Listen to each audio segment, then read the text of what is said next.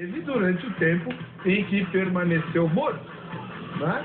Essa é a pergunta que nós vamos debater e discutir. Você tem ideia da resposta? Se fizessem essa mesma pergunta, qual seria a sua resposta e por quê? Preste atenção nos dois debatedores, ouça-os atentamente, faça suas anotações. Ao final do programa você pode confirmar o que você já pensava, tirar as suas dúvidas a respeito do tema se você não tem convicção acerca dele, ou mudar a sua opinião. Está no ar o Vejam Só.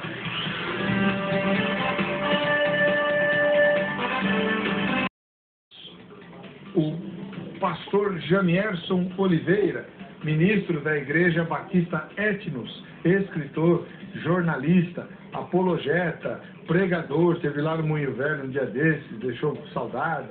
Pastor Jamierson, seja bem-vindo, paz e graça. Paz e graça, pastor Eber, paz e graça, pastor Patrick, a você que está em casa também, shalom, Deus te abençoe. Onde fica a Igreja Batista Etnos? Fica em Guarulhos, Eber, Rua Mandaguari, número 97, bairro muito conhecido, é o bairro da Prefeitura, o bairro do Bom Clima. Fica no comecinho da Avenida Faria Lima, tem a base da Polícia Militar na pracinha.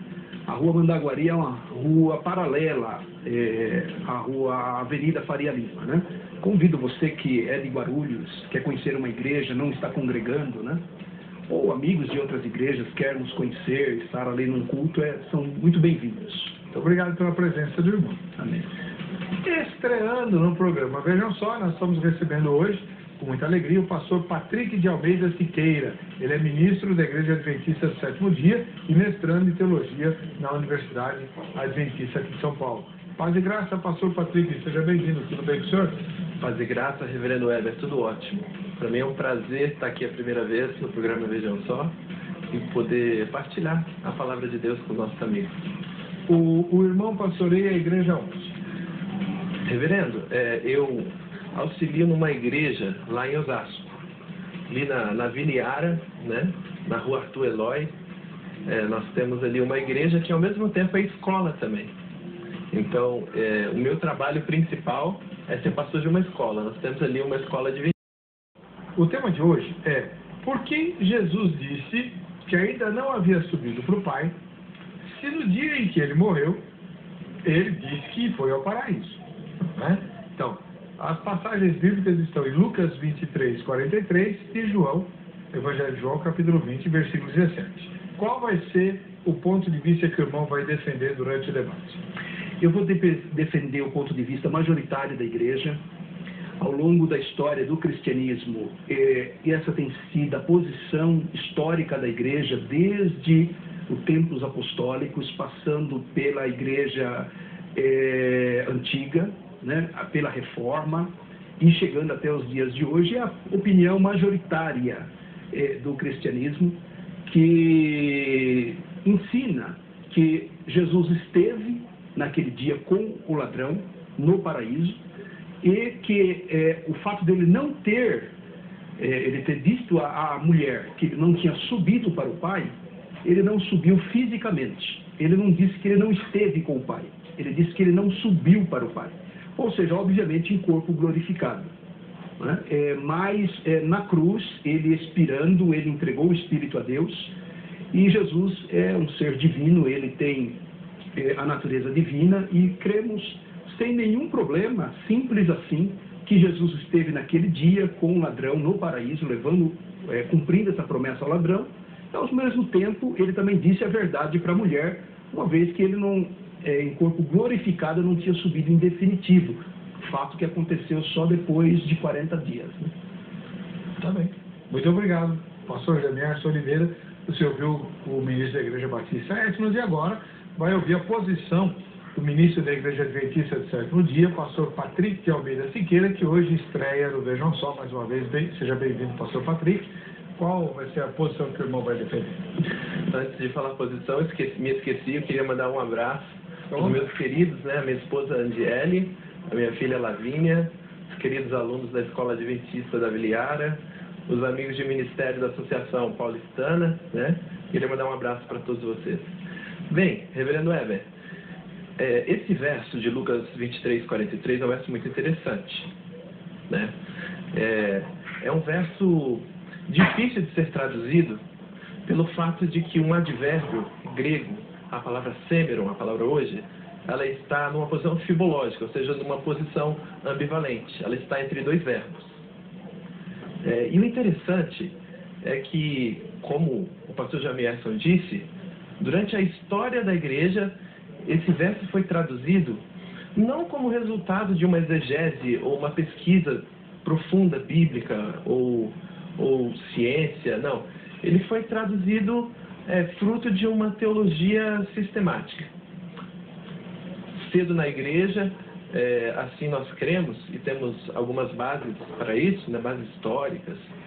Cedo na igreja, cerca do ano 170, 180, alguns pais da igreja que vieram da filosofia grega, eles eram filósofos gregos e se converteram ao cristianismo, eles trouxeram a ideia do dualismo, que existe a alma e existe o corpo. A alma é boa, o corpo é ruim. E logo no início, então, da igreja começou essa ideia a penetrar na igreja.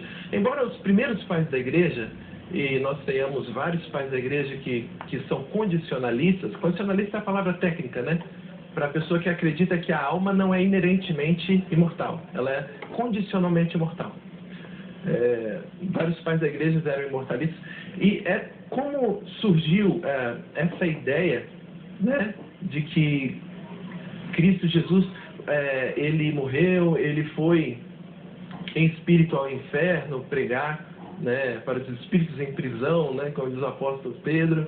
Ao mesmo tempo também tinha-se a ideia também de que ele falou para Maria que não havia subido ao céu. Então, nós podemos ver até nos próprios manuscritos antigos, né?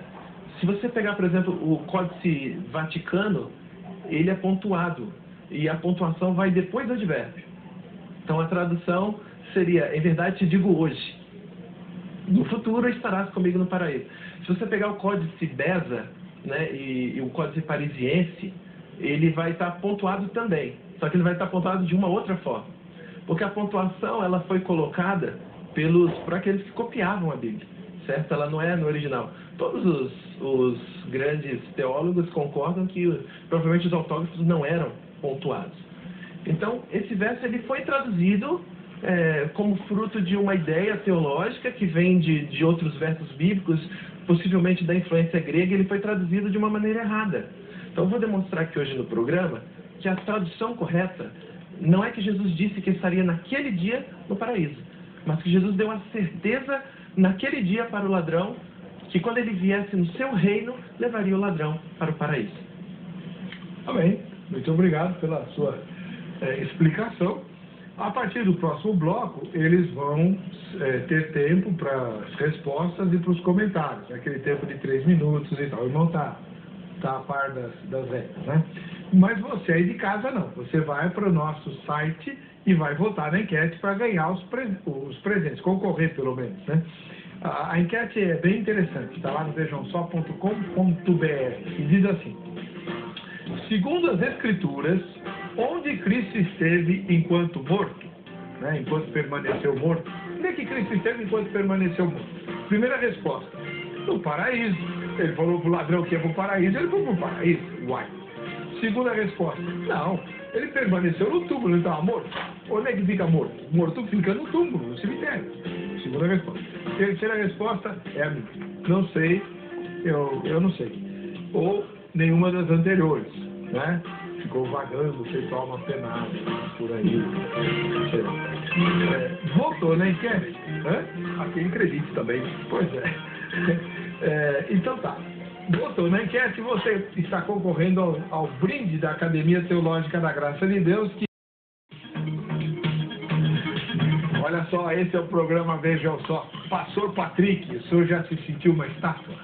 Um monumento lá de Washington? Olha lá, ó. Já vieram? Tá chique o negócio, você não se sente grande? No Vejam Só a gente tem essa sensação, né? É por isso que eu falo dos gigantes da fé, né? Os arminianos, como é que chama aquele site, João? Os arminianos da zoeira? Da zoeira. Né? Eu gosto muito deles. o pastor Jamierson Oliveira e o pastor Patrick de Almeida Siqueira, que vão discutir a questão de onde Jesus esteve enquanto morto, né? Ele disse para o ladrão, na cruz, que ele ia para o paraíso naquele dia. Pelo menos é assim que a gente lê, né? Mas, para Maria, ele disse que não tinha subido para o Pai depois da ressurreição. Então, e aí? Como é que a gente explica isso? O pastor Jamierson Oliveira vai fazer a primeira inquirição dele. Muito bem. Heber, eu quero pegar um gancho na sua fala, pastor Patrick, porque é muito comum todos os vídeos que nós assistirmos com adventistas fazendo uma abordagem desse assunto da imortalidade da alma, é muito comum esse viés de relacionar imortalidade da alma como uma doutrina pagã, atrelando isso à pessoa de Platão, Aristóteles, né? Uma filosofia grega pagã que foi incorporada na doutrina cristã. Isso é muito comum. O último debate que eu tive aqui com um pastor muito elegante, o pastor Jonas Pinho, ele começou o seu discurso com essa colocação também, inclusive associando a imortalidade da alma com o espiritismo. Esse tipo de argumento é chamado de sofisma, né? Porque ele aparece com fundamentos de verdade, quando na verdade ele não é autossustentável, ele não é sólido, né? Para construir uma defesa, para construir uma argumentação. Então, dentro disso, pegando um gancho, Patrick, no que você mencionou no começo, eu queria te perguntar se a crença adventista na morte da alma, ou na aniquilação da alma, ou na perecimento da alma após a morte física do corpo, se é também uma doutrina pagã. Essa é a pergunta? Se essa é uma doutrina pagã? Isso. O senhor entendeu? Seria bom repetir a parte final, se possível. Se a imortalidade da alma é uma crença pagã, platônica, por ser platônica, se a crença no mortalismo da alma, que a alma morre com a morte do corpo, ela inexiste, se isso também é uma doutrina pagã. Ok. 3 minutos, pastor. É uma doutrina totalmente bíblica, né? Quando nós pegamos a Bíblia no Antigo Testamento, alma é sinônimo de ser. Eu vou abrir aqui uma passagem em Ezequiel 18.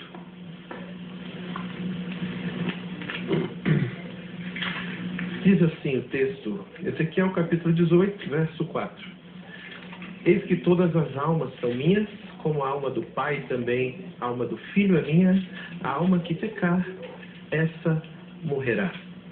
A Bíblia fala a palavra alma aproximadamente 1.600 vezes, mas nunca usa a expressão alma imortal. É uma expressão que não existe na Bíblia. Jesus declarou, né, que tanto o corpo quanto a alma podem ser destruídos, e serão destruídos no Guiena, no fogo final. Lá em Mateus capítulo 10, verso 28. Apenas Deus, na palavra de Deus, é imortal, conforme 1 Timóteo 6,16. Então a primeira mentira de Satanás para Eva foi: certamente você não morrerá. A ideia do imortalismo começou lá no Jardim do Éden, próprio Satanás falando para Eva, dizendo: não, que isso, você pode comer do fruto, com certeza você não vai morrer. Deus falou: você vai morrer, no dia que você comer você vai morrer. E Satanás falou: não, você não vai morrer. O salário do pecado, na palavra de Deus, é a morte. O salário do pecado não é o corpo morrer e a alma continuar imortal. Na Bíblia nós encontramos um padrão de que o ser é completo, a linguagem técnica é o holismo bíblico, né? Nós percebemos que o homem ele não contém uma alma, ele é uma alma. Quando a gente vai para Gênesis capítulo 2, verso 7, né? Deus coloca o sopro, o fôlego de vida, né? E o pó da terra, e o que o texto bíblico diz? O homem se torna uma alma vivente. Então, o homem é uma alma. Então, se nós pegarmos todo esse background do Antigo Testamento, né? Que o homem é a alma, que a alma que pecar, ela vai morrer, que a alma vai ser destruída, que a alma vai ser aniquilada, e quando nós analisamos o Novo Testamento à luz disso também, nós não temos outra opção, senão dizer que o pensamento hebraico, o pensamento bíblico, é que o ser, ele é completo, a alma não sobrevive fora do corpo, e conforme a Bíblia fala, né, nós somos uma alma vivente. Amém. Obrigado. Pastor Jamierson, 3 minutos para o senhor comentar a resposta do pastor Patrick. Bem, como eu disse, o pastor Patrick ele não respondeu a pergunta porque ele talvez percebeu o equívoco de fazer essa acusação contra a doutrina da imortalidade da alma. Porque assim, se nós somos pagãos por crermos na imortalidade da alma por causa de Platão, a negação da imortalidade da alma vem de um filósofo quase contemporâneo a Platão, que é Epicuro, e o epicurismo é o pai do aniquilacionismo, que ele entendia que com a morte do corpo a alma também não sobrevivia. Então, você veja bem, esse castelo de areia construído pelo Adventismo, que a imortalidade da alma é uma doutrina platônica, não é bíblica, ela não é verdadeira. Porque se ela for verdadeira, por isso que a minha pergunta foi, se a crença na imortalidade da alma é pagã por causa de Platão, a mortalidade da alma também o é por causa de Epicuro. Então, adventistas são epicuristas. Eu acho que ele não vai concordar com isso. Logo, então, está desfeito um primeiro sofisma, um primeiro argumento falacioso de que a imortalidade da alma é uma doutrina platônica ou grega. Se os gregos perceberam isso, é porque, ainda que tateando, perceberam verdades espirituais eternas. Segundo, o próprio texto de Lucas 23 e 43, eu vou aqui mandar um abraço ao pastor Marcos Granconato, porque eu vou usar uma linguagem dele. É a criptonita dos adventistas. E um beijo, pastor Marcos Granconato. Ele esteve doente, né? Ele já está se recuperando da cirurgia. É um beijo grande, né? Um pastor amado. Mas é a criptonita do adventismo. Nós vamos explorar esse texto aqui ao longo do programa, mas não tem nada a ver, a alma que pecar, essa morrerá. Porque a Bíblia fala de uma segunda morte, de uma morte espiritual. Por exemplo, 1 Timóteo capítulo 5, verso 6, Paulo fala de pessoas que, estando vivas, estão mortas. Em que situação a pessoa está viva e está morta? Espiritual. O filho pródigo, desobediente, da parábola do filho pródigo, é dito sobre ele que ele estava morto. O pai fala assim, olha, meu filho estava morto e reviveu, mas em nenhum momento a parábola conta que aquele filho estava morto, ele morreu fora das propriedades do pai. Então a Bíblia está falando ali em Ezequiel, que o pastor citou, fala de uma outra morte, mas é muito comum, isso aí é um segundo sofisma, usar textos fora de contexto como pretexto de uma doutrina que não encontra apoio na Bíblia. Ok. Muito bem, essa foi a primeira pergunta. Agora vamos à primeira pergunta do pastor Patrick ao pastor Jamierson. Bem, eu gostaria da gente focalizar, pastor, no texto de Lucas. Eu já assisti muitos debates aqui no programa do senhor, parece que esse é um tema muito recorrente, né? E normal que seja assim, porque todos querem saber o que vai acontecer após a pessoa morrer, como será, se a alma vai para o paraíso, se vai para um lugar intermediário, né? Que não é a posição do pastor Jamierson, mas é a posição de muitos teólogos hoje. Aliás, são 7 posições, pelo menos 7 interpretações sobre esse versículo, né? A posição defendida pelo pastor Jamierson, que vai diretamente para o paraíso, por exemplo, é defendida por Gleason Archer, né? Não são a maioria dos teólogos, mas alguns os defendem também.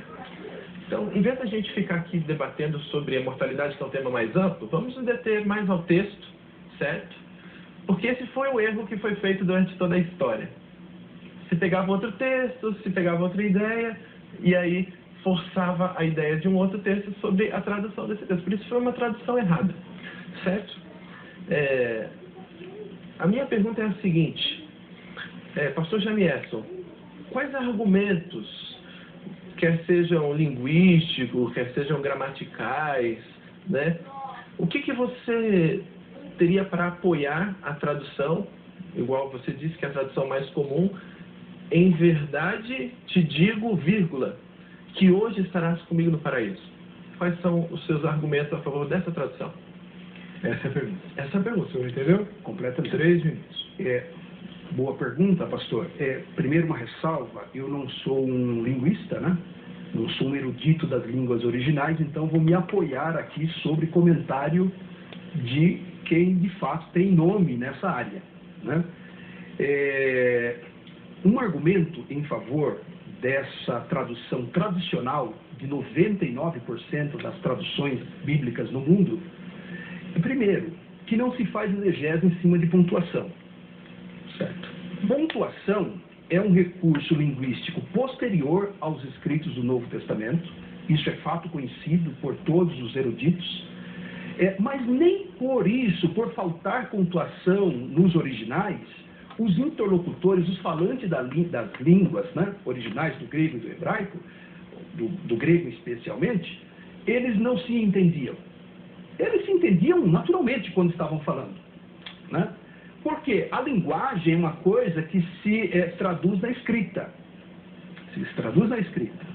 Então, de onde que você então chega à conclusão que a melhor posição da vírgula em língua portuguesa é ela posicionada antes do advérbio? Por causa do contexto. Certo? Por causa de um estudo semântico, de um estudo da sintaxe do texto, que é um recurso da linguística que analisa a formação da frase, que é a formação da redação do texto bíblico. E um argumento em favor disso é que, por exemplo, das 74 vezes que essa expressão, em verdade te digo, que é usada exclusivamente por Jesus no Novo Testamento, em nenhuma vez é usada a palavra hoje, o advérbio hoje, modificando essa primeira sentença do verbo dizer. Então, nenhuma vez, nenhuma ocasião. Então, por que Jesus mudaria a sua forma usual de linguagem nesse momento de suplício na cruz, em vista da urgência com que o ladrão suplica a sua misericórdia? Então, esse é um primeiro argumento. Primeiro, não se faz exegese em cima de pontuação. A pontuação é um recurso utilizado a partir da sintaxe do texto, de um estudo morfológico, linguístico do texto. O contexto aponta para que essa expressão de Jesus ela é usada 74 vezes no Novo Testamento e em nenhuma delas Jesus utiliza o advérbio hoje. A única ocasião é Lucas 23 e 43. E há outras razões que a gente vai aqui desdobrando, mas acho que essas duas são suficientes para oferecer uma resposta satisfatória, pelo menos, à sua pergunta. Muito bem. Obrigado, pastor Janierson. Pastor Patrick, seus comentários. Ok. Eu fiz um grande estudo nessa área, né, baseado no doutorado do Dr. Rodrigo Silva, que inclusive já veio aqui no programa do senhor, né, reverendo Enor. E ele, numa universidade imortalista, uma universidade católica, ele teve a sua tese aprovada com nota 10 sobre a tradução. Ele provou, em outros termos, que a tradução correta é em verdade te digo hoje. E eu fiz o dever de casa, né, fiquei estudando sobre a tese dele. Vou colocar aqui algumas ideias, né, como o pastor Jamierson também não sou um doutor em grego, mas eu fiz a matéria de grego na faculdade e entendo um pouco, né? Bem, Lucas, ele é o único escritor da Bíblia que não é grego, que não é judaico, ele é grego. E ele escreveu o seu evangelho, o livro de Atos também, e os eruditos perceberam que na linguagem de Lucas, ele usa muito a Septuaginta, a Bíblia, a versão do Antigo Testamento em grego. Na verdade, mais de 90% da linguagem dele é da Septuaginta. E na Septuaginta, aparece 15 vezes a mesma estrutura. Um verbo, um advérbio e um outro verbo. Como o pastor Jamierson disse, não havia pontuação. Então, dessas 15 vezes que aparece na LXX, todas as 15 vezes o advérbio semeron modifica o verbo anterior. certo? Então, quando a gente sai da LXX e a gente vai agora para o Corpus Lucano, é um termo técnico, os escritos de Lucas, também nós temos 21 vezes o aparecimento da palavra semeron, e das 21 vezes, 20 vezes, o advérbio ele modifica o anterior. De fato, eu trouxe alguns versos bíblicos aqui, por exemplo, Deuteronômio 4:8, ou que grande nação tem decretos e preceitos tão justos como essa lei que estou apresentando a vocês hoje. Isso é um hebraísmo, certo? É uma maneira hebraica de se falar. O próprio livro de Atos, né? Ele contém aqui Atos 20:26, escritos por Lucas. Portanto, eu lhes declaro hoje, esse padrão. Pronome, verbo e advérbio. É um padrão bíblico. Todas as vezes em que aparece na Bíblia esse padrão, a tradução, o advérbio modifica o anterior. Então, por que na tradução de Lucas 23:43, erroneamente os tradutores colocam o advérbio para modificar o verbo posterior? Isso é algo muito estranho. Isso fica fora do padrão de Lucas escrever, fica fora do padrão do Antigo Testamento, especialmente na LXX, e é algo que nós não encontramos. Jesus sempre fala, amém lego, em verdade te digo, né? Igual o Jamierson falou. E isso é muito comum, utilizar-se o advérbio após o amém lego. Ok. Muito bem. Primeira rodada finalizada, vamos para a segunda. Pastor Jamierson, sua segunda pergunta. Muito bem.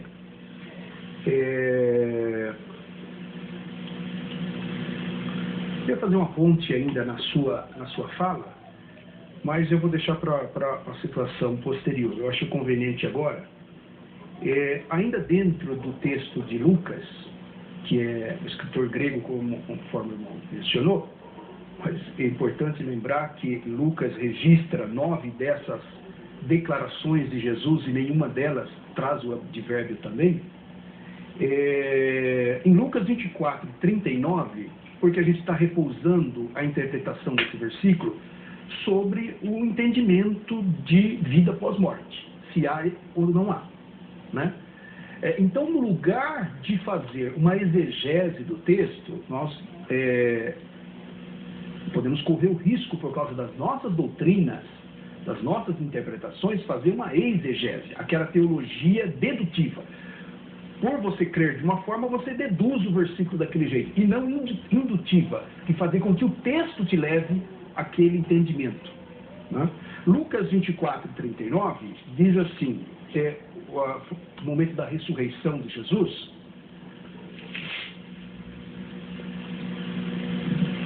Jesus aparece para os discípulos, né? E dizia assim, e eles lhe contaram o que lhes acontecera no caminho, e como deles fora conhecido no partir do pão. E falando eles essas coisas, o mesmo Jesus se apresentou no meio deles. Então eles estavam contando uma experiência que eles tiveram de encontro com o Senhor. E aí, quando eles estavam falando isso, o mesmo Jesus se apresentou no meio deles e disse-lhe, paz seja convosco. E eles, espantados e atemorizados, pensavam que viam um espírito. E ele lhes disse, por que estáis perturbados? E por que sobe tais pensamentos aos vossos corações? Vede as minhas mãos e os meus pés, que sou eu mesmo. Apalpai-me e vede, pois um espírito não tem carne nem ossos, como vedes que eu tenho. E dizendo isso, mostrou-lhes as mãos e os pés, e não crendo ainda, por causa da alegria, estando maravilhados dele e tal, aí, né, Jesus pede alguma coisa para comer e come.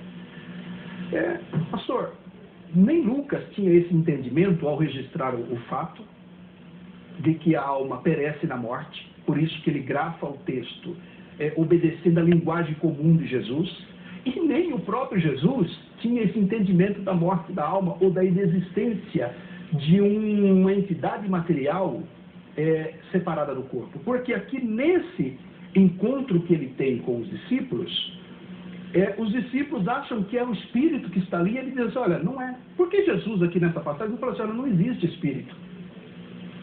O pastor Jamierson, nem eu entendi a sua pergunta. O senhor pode explicar melhor? Tá. A pergunta é a seguinte, por que Jesus, nesse texto, ele não ensinou a mortalidade da alma? O senhor compreendeu? Eu compreendi a pergunta. Qual que é o texto mesmo? Que eu fiquei procurando? Lucas 24, a partir do 36. É quando os... Porque os discípulos encontram Jesus e nós- acham que ele é um espírito. Ah, Por que Jesus não fala assim, olha, espírito não existe? Jesus diz assim, olha, o espírito não tem alma e não tem corpo. Jesus faz uma afirmação da existência de uma entidade espiritual etérea. perfeito. 3 minutos, por senhor. Ok, eu queria que o irmão respondesse essa. Ele já entendeu, procurei. Ok, pastor Gemias, entendi a sua pergunta. A pergunta é por que Jesus não se utilizou de uma oportunidade que os discípulos se equivocaram, por que ele não ensinou? Ok, mais do que isso, ele ensina que o espírito existe sem corpo. Certo. Veja minhas mãos, meus pés, que sou eu mesmo a palpar e verificar, porque um espírito não tem carne e nem ossos. Eu acredito que essa própria fala de Jesus, ele está fazendo exatamente o que você falou que ele não fez. Ele estava ensinando para eles. Queridos, o espírito não tem carne e não tem ossos. Logo, o espírito não existe. Certo?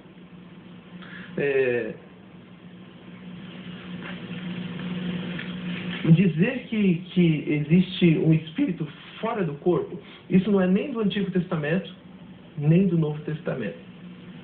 Isso não existe nas Escrituras, não existe em lugar nenhum. Por quê? Por que o apóstolo Paulo, ele nunca confortou os seus queridos dizendo assim, queridos, não se preocupem, porque as pessoas que morrem, elas estão lá no céu, o espírito delas está lá no céu com Deus. Porque o apóstolo Paulo, ele sempre fala da ressurreição. Porque na Bíblia, pastor Heber e pastor Jameilson, a morte, ela é inimiga. A morte não é amiga. Para Platão, a morte era uma amiga que liberava o espírito. Isso é algo que não é bíblico. Isso é algo espírita. Você imaginar que quando uma pessoa morre, o espírito dela vai para o céu. O livro de Eclesiastes, capítulo 12, fala que quando a pessoa morre, todas as pessoas, o espírito, ou ali é ruá, volta para Deus. Então significa que as pessoas más, as pessoas boas, o ímpio, o bom, todo mundo vai para Deus, todo mundo vai para o céu.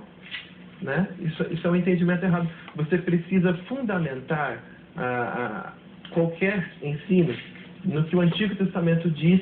O Antigo Testamento diz que a alma, a pessoa, ela é uma alma. A alma que pecar, essa morrerá. São muitas vezes que aparece esse padrão bíblico. A pessoa, ela é uma alma, certo? Existe um texto que fala assim, que subiram para o Egito com José 70 almas, 70 pessoas, certo? Esse é o entendimento bíblico. Então, Jesus Cristo, sim, falou com os discípulos, olha, eu não sou um espírito, como existia essa crença na época, eles pensaram quando ele estava andando também pelas águas, que era um espírito, era uma crença que entrou no cristianismo, e Jesus Cristo, sim, tentou ensinar eles também, e eles não aprenderam, como muitas coisas não aprenderam. Jesus tantas vezes falou para ele, eu vou morrer, eu vou ressuscitar, não entrava na cabeça, o meu reino não é dessa terra, eu não vou estabelecer um reino aqui, simplesmente não entrou na cabeça deles. Muito bem. Respondendo à pergunta, comentários do pastor Jameilson. Bem, os irmãos estão vendo. É difícil mexer com o ensino bíblico sem arrumar uma grande confusão. Quando eu disse que Lucas 23 e 43, pastor Patrick, é a criptonita do adventismo, porque o texto é claro. Jesus sabe que quando a pessoa morre, ela continua existindo. Ele é o criador da vida. Ele é o criador do homem como um todo, a sua parte material, tire da sua fala essa acusação de que essa é uma doutrina platônica. Isso é uma doutrina bíblica. Paulo, e quando o irmão diz assim, que Paulo não conforta os irmãos com a esperança de viver a eternidade com Deus, além da ressurreição, claro que a ressurreição é comum também ouvir de adventistas esse assunto sobre a ênfase de Paulo na ressurreição. É óbvio. Mas isso não é uma negativa da imortalidade da alma. É porque o objetivo de Deus é a integração total do homem, é a restauração absoluta do homem. A morte de Cristo, ela acontece para redimir o universo. Todo o cosmos, toda a criação geme por causa da queda. Então o corpo também será restaurado. a restauração, a redenção não estará completa sem a restauração do corpo. Então é óbvio que essa é a esperança maior e última, mas não pode, por inferência, concluir que Paulo, quando fala da ressurreição, Paulo não está falando da imortalidade da alma. Inclusive, ele consola assim os irmãos. 1 Tessalonicenses 4 e 13, ele diz assim: não quero que sejais ignorantes acerca dos que já dormem. Né? Esse eufemismo é um outro argumento adventista, referir-se a esses textos que usam da morte como sono, né? Mas esse é um argumento principiante. Qualquer pessoa entende que Paulo não está falando do espírito dormindo. Inclusive, não há na Bíblia nenhum texto que diga que o espírito dorme. Isso é importante dizer. Que ele dorme. Né? Mas Paulo aqui dizendo: olha, não sejais ignorantes, né? E que não vos entristeçai como os demais que não têm esperança. Não só a esperança da ressurreição, mas a esperança de estar com Cristo, conforme ele ensina aos Coríntios, capítulo 5, verso 8, que a confiança que desejamos partir e habitar com o Senhor, de acordo com Filipenses 1 e 23. Lógico que Paulo ensina. Agora, com o óculos adventista, aí você não consegue enxergar isso, porque a estrutura doutrinária da organização acaba gerando na pessoa uma fobia com textos que são claros.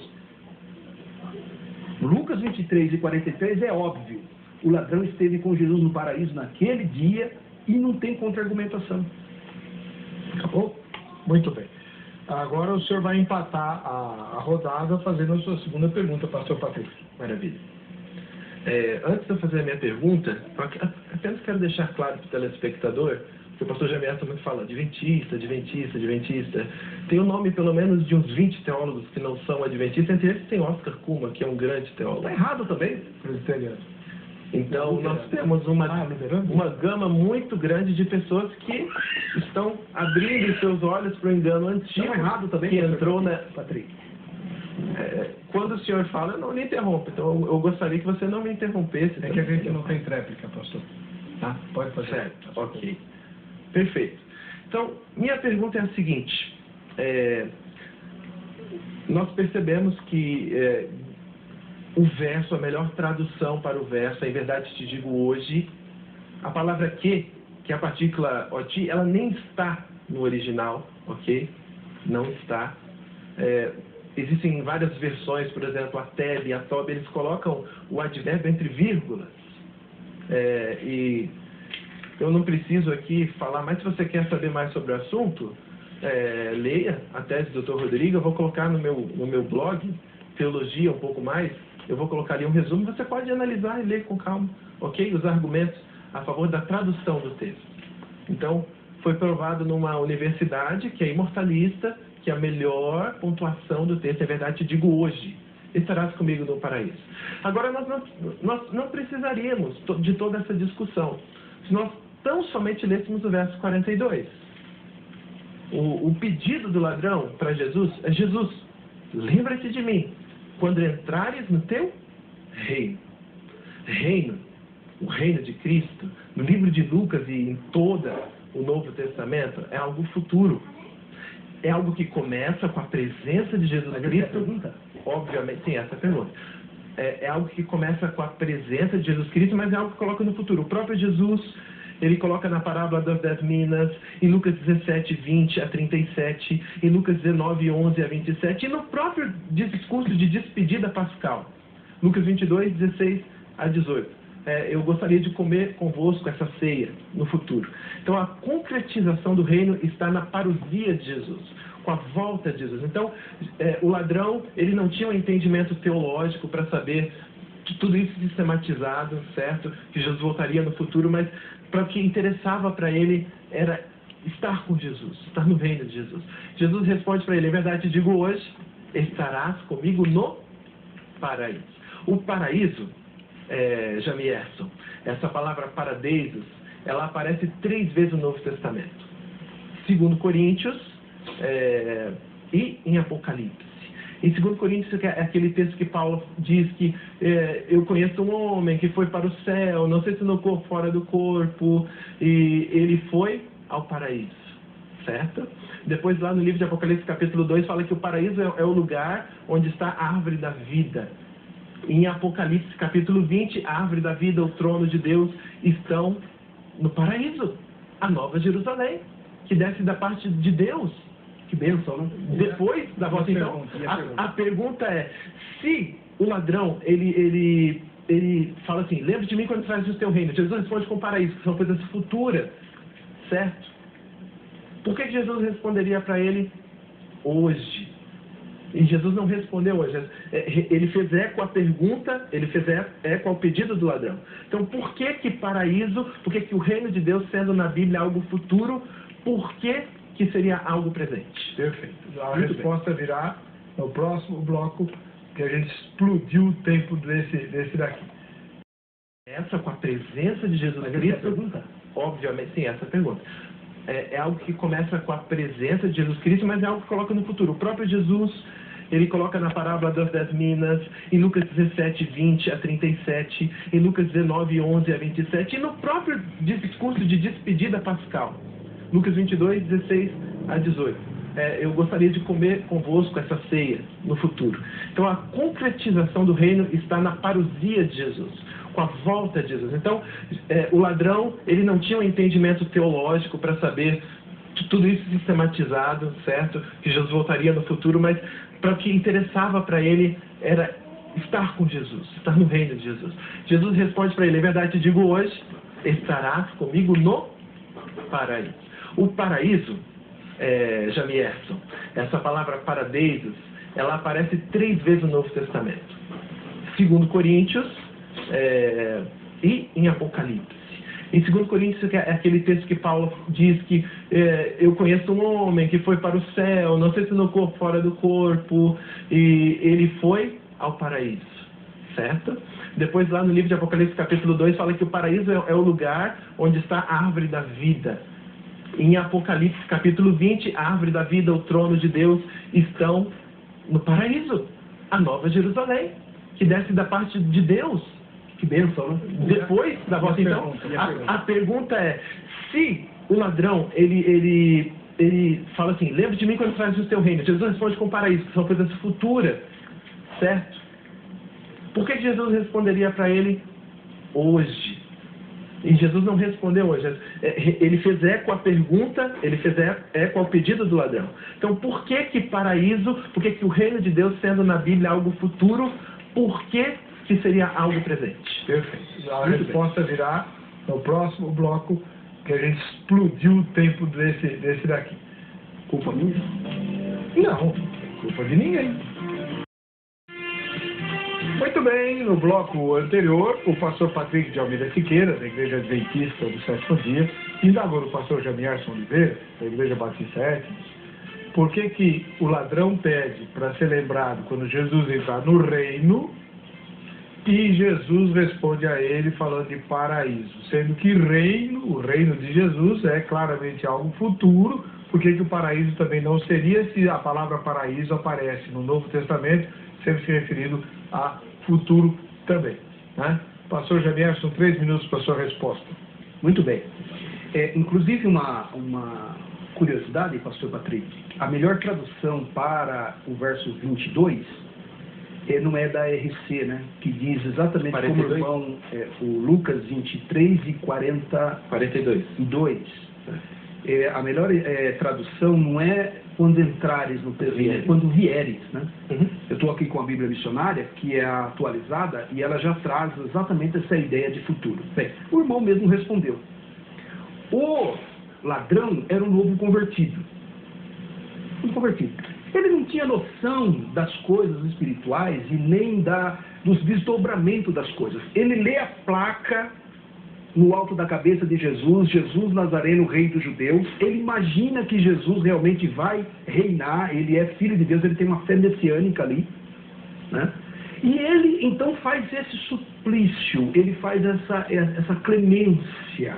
E essa expressão de lembra-te de mim é justamente uma chave hermenêutica para se colocar o paraíso ou a ida dele ao paraíso imediatamente. Concordo com essa tese A.T. Robertson, D.A. Carson, Calvino, Daniel Wallace e grandes e respeitados eruditos, que a expressão dele no grego, que eu não vou me arriscar aqui a pronunciar em grego, poderia estar aqui o Elias, né? ou Vailate, mas a expressão dele no grego, lembra-te de mim, ele está dizendo assim: tem misericórdia de mim, trata meu caso como uma prioridade quando estiveres no seu reino. Com base nessa clemência, nesse desespero do ladrão, Jesus, como é misericordioso, ele diz assim para o ladrão: olha, não é no futuro, meu amigo. Ele sufla uma esperança muito maior do que o ladrão imaginava. Você está pensando que você, por ter crido em mim, você vai estar comigo no futuro? Eu vou dizer para você que, na verdade, e esse em verdade te digo, corresponde ao amém do hebraico, né, que é uma expressão apenas que Deus normalmente fala. É alguém que fala com autoridade. Em verdade te digo, eu falo porque eu sei, eu falo porque eu conheço o assunto, a matéria. Então, e só Jesus usa isso 74 vezes, né, no Novo Testamento. Então Jesus está falando para ele assim: não é no futuro, é agora que você vai comigo. Justamente o advérbio hoje precisa estar relacionado com a entrada dele no paraíso, justamente por causa da natureza do pedido do ladrão. Ele pensava no futuro, Jesus promete agora. É o sentido semântico, hermenêutico do texto. Muito bem. Respondida a pergunta, aos comentários do pastor Patrick. Maravilha. Você não respondeu por que paraíso seria presente se algo futuro, né? Aquele que tem ouvidos, ouça o que o Espírito diz às igrejas. Ao vencedor, depois dele viver a sua vida cristã, ao vencedor darei o direito de comer da árvore da vida que está no paraíso de Deus. Apocalipse 2, verso 7. Apocalipse 22, 1 a 4. Então o anjo me mostrou o rio da água da vida, claro como um cristal, fluía do trono de Deus e do Cordeiro, no meio da rua principal da cidade. De cada lado do rio estava a árvore da vida e tal. O trono de Deus e do Cordeiro está na cidade, os seus servos servirão, eles verão sua face e seu nome estará nas suas testas.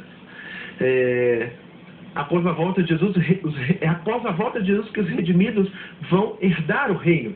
Quando o Filho do Homem vier na sua glória, com todos os anjos, a sentar-se-á no seu trono, a glória celestial, todas as nações serão reunidas diante dele, ele separará umas das outras, como o pastor separa ovelhas dos bodes, colocará ovelhas à direita, bodes à esquerda. Então o rei dirá aos que estiverem à sua direita: venham, benditos meu Pai, recebam como herança o reino.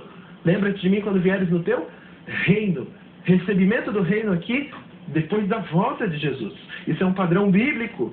Será um momento glorioso, as bodas do Cordeiro, onde acontecerá a celebração final. Quando Jesus disse: eu não comerei da ceia novamente com vocês até que se cumpra no reino de Deus. Lucas 22, 1 a 4. Paulo ensina que os crentes que morrem sairão das suas sepulturas por ocasião da volta de Jesus. E o presente da imortalidade será concedido a eles após a ressurreição. Paulo nunca conforta os vivos dizendo que os mortos já estão no céu. De maneira nenhuma. Isso é uma exegese do texto, morrer e estar com Cristo. Ora, se a pessoa morre e ela fica inconsciente, a alma é destruída, eu não acredito em sono da alma. Quando ela for ressuscitada, é como se passasse um segundo. Isso é algo claro. Aparece aqui vários textos também, de acordo com Paulo, a ressurreição de Cristo, não sua morte. É a ressurreição de Cristo, não a morte do Cristo, que dá esperança. Pois se os mortos não ressuscitam, nem mesmo Cristo ressuscitou. E se Cristo não ressuscitou, inútil é a fé de vocês. Não é a morte de Cristo que leva alguém para o paraíso, é a ressurreição de Cristo.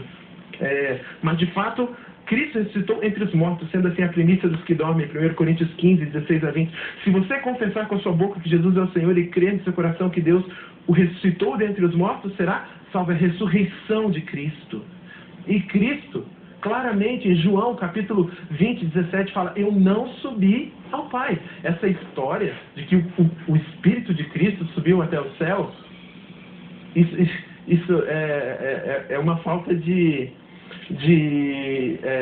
honestidade com a palavra de Deus. Foi Jesus que disse que a tua mão está com o tempo. Desculpa. Que está acabando. Argumentar que o corpo de Cristo ficou na sepultura e seu Espírito foi ao paraíso é ignorar o fato de que no domingo ele ainda não havia subido para o Pai. Ok. Muito bem. Duas perguntas feitas por cada um. Quanto tempo tem para terminar o programa? Nós temos 20 minutos para terminar o programa. Então vamos lá para a terceira rodada, pastor Jamierson.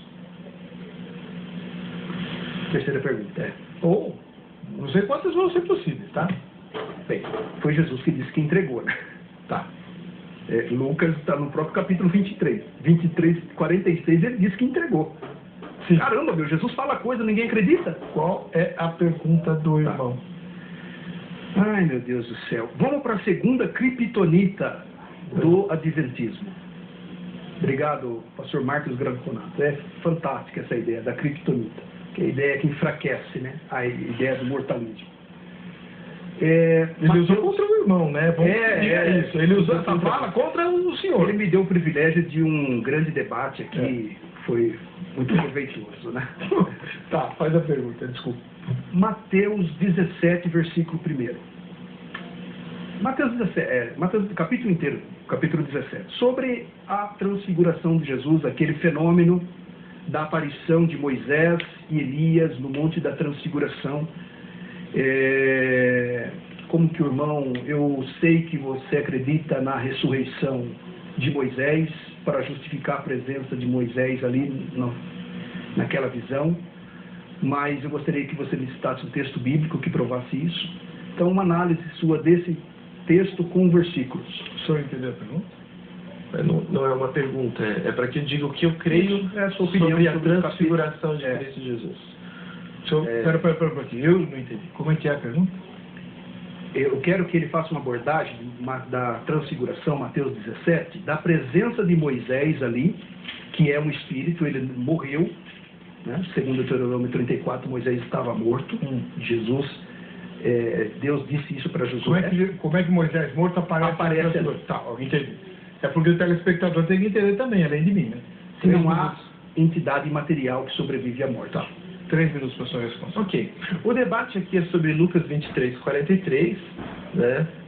Jesus, Mas já está esgotado. Na verdade, te digo hoje, é o meu tempo, né? Eu gostaria, faz sentido na minha defesa. O tema aqui é esse, não é transfiguração, mas não há problema, nós podemos falar também, deixando claro para o telespectador, o reino e o paraíso de Cristo é algo futuro. Isso é bíblico, eu li vários versos bíblicos aqui, certo? Então, o argumento do nosso querido pastor Jamierson é o seguinte: na transfiguração apareceram duas pessoas para Jesus, Elias e Moisés. Elias foi assunto ao céu, ele foi arrebatado ao céu. Moisés não, a Bíblia só traz a morte de Moisés. Então, se não é a alma de Moisés, o que é? Certo? Lá no livro de Judas, como você bem o sabe, você falou com o pastor Jonas Pinho e vários outros debates já foi falado aqui. Teve debate aqui até da própria transfiguração, né? Teve um debate só sobre esse assunto. Então, diz lá em Judas que o arcanjo Miguel, ele entrou em contenda sobre, a respeito do corpo de Moisés com o inimigo, certo? Então, nós, Adventistas do Sétimo Dia, vemos nesse texto uma clara alusão a Cristo ressuscitando Moisés, certo? Miguel, né? O arcanjo Miguel, que acreditamos que é uma figura de Cristo, certo? Uma figura de Cristo, lutando pelo corpo de Moisés, ressuscitando Moisés e levando para o céu. Agora o pastor Jamierson vai dizer, ele vai ler um texto ali, que Cristo é a primícia dos que dormem. Isso é uma falácia, dizer que Cristo é a primícia e várias pessoas ressuscitaram antes, e por isso ele é o primeiro a ser ressuscitado. Ele é a primícia porque ele é o mais importante. Ele é a primícia porque ele garante a todas as outras ressurreições, certo? Por isso ele é a primícia. Porque várias pessoas foram ressuscitadas na Bíblia. Então, não só Moisés possivelmente foi, isso é uma interpretação, não é uma certeza, mas eu creio que ele foi ressuscitado. Jesus ressuscitou Lázaro, ressuscitou a filha de Naim, não ressuscitaram para a vida eterna, mas é uma ressurreição. Essa concepção que não é uma ressurreição eterna, que a pessoa morre novamente, isso é um artifício sistemático, é impor uma filosofia à Bíblia. Os autores da Bíblia não tinham na cabeça ressuscitar para a vida eterna, não ressuscitar para a vida eterna. Cristo é a primícia porque ele é a garantia das outras ressurreições. Mas muitas outras pessoas foram ressuscitadas antes. Por que não Moisés? Essa é a minha resposta. Ok, pastor Jamerson. Entendeu por que Mateus 17 é a segunda criptonita do adventismo em relação à mortalidade da alma? Porque não tem resposta. Porque nós só podemos criar doutrina em cima de fundamentos bíblicos. É um sola da reforma. Sola a escritura. Mas é fácil, muda a Bíblia. Se ela não conforma com a minha doutrina, eu mudo a Bíblia, é simples. Testemunhos de Jeová fazem isso. Fizeram a Bíblia própria. Não sei se os adventistas já têm uma Bíblia com essa versão do adverso, atualizada, pastor. né? Então, É diferente. deveriam gostar. Não, eu estou dizendo que talvez fosse o desejo da entidade. Comenta a resposta dele, não a denominação. Não, eu estou falando sobre a religião mesmo, sobre a estrutura. Eu estou falando com outra pessoa.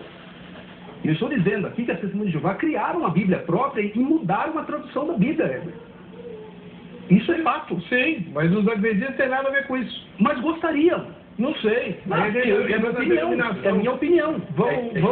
É que ele me conhece melhor do que eu mesmo e todos os meus colegas. E o texto bíblico, só uma ponta da sua questão, Jesus falou assim para os judeus sobre a chegada do reino.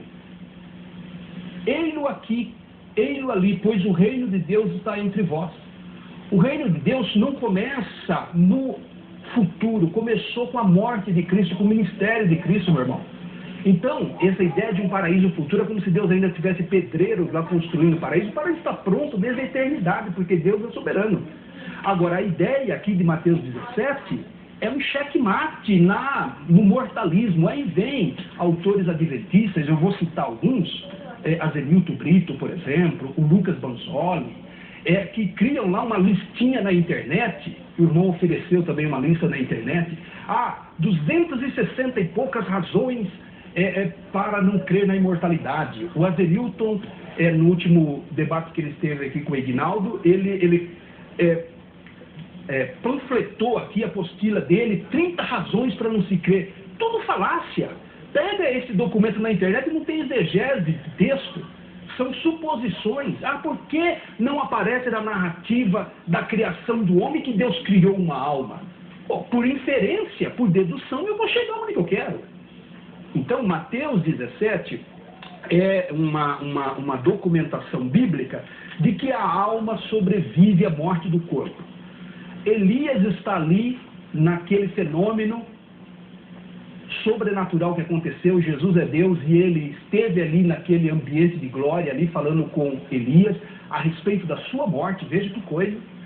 E Moisés apareceu ali em espírito e falava com o Senhor, porque é uma realidade a vida após a morte. Essa é a verdade bíblica. E não é sessão espírita também, que esse é um outro tema. É verdade. Vamos lá. Agora é a terceira pergunta do pastor Patrick. Certo. Ótimo. E eu não sei se vai dar tempo de mais uma rodada, viu, pastor? Se o senhor tiver uma bem forte, pode fazer agora. Só tem 10 minutos pro final do programa. Maravilha. Lucas 23, 43 tem sido utilizado desde muito para provar que a alma do ser humano o deixa na morte e entra no paraíso. Esse seria um texto extremamente forte nesse sentido, uma vez que ela foi pronunciada pelo próprio Criador, no momento em que ele se entregava para redimir a humanidade. Em nossas Bíblias, o texto traduzido da maneira com que vocês viram, né? A discussão envolve o advérbio hoje, o qual modifica estarás ou digo, certo? No grego, o texto está assim, então não vou comentar aqui por tempo. Gramaticalmente, o advérbio semeron pode modificar qualquer um dos versos da frase, né? Se existe um padrão, se aparece tantas vezes o semeron modificando o anterior, se o verso ele está em harmonia com uma ideia bíblica de que a alma é mortal, de que a alma vai ser destruída, de que o homem é uma alma, a alma que pecar morrerá, certo? Se o Novo Testamento faz eco disso, colocando a esperança do cristão para a ressurreição, se toda a Bíblia, quando você estuda ela, demonstra de uma maneira clara, certo? Por favor, Jamierson, me mostra claramente na Bíblia, então, onde a Bíblia no Novo Testamento ensina que a alma é imortal. Por favor, eu gostaria de ver essa resposta do senhor. Bem, eu já dei 2 criptonitas aqui, quer mais? Ele perguntou, o senhor responde. Então, vamos lá. Eu vou responder perguntando. Vamos traduzir alguns versículos trocando a ideia de alma e espírito para fôlego, para respiração. Tá? Romanos 8,16. O próprio Espírito testifica com o nosso sopro, respiração, que somos filhos de Deus.